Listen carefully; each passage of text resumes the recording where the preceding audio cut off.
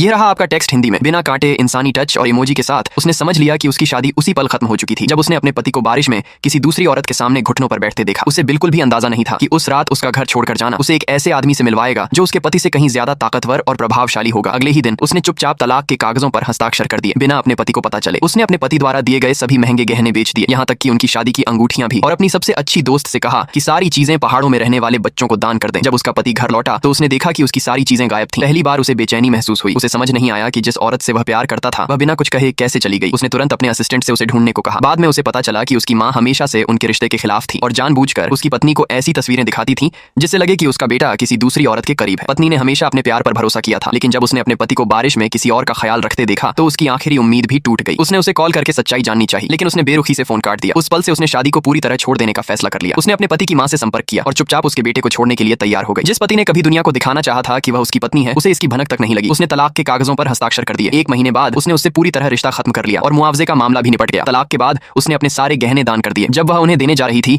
तो बाइक से बचते समय उसका हल्का सा एक्सीडेंट हो गया। बारिश में बाहर निकलते हुए एक अमीर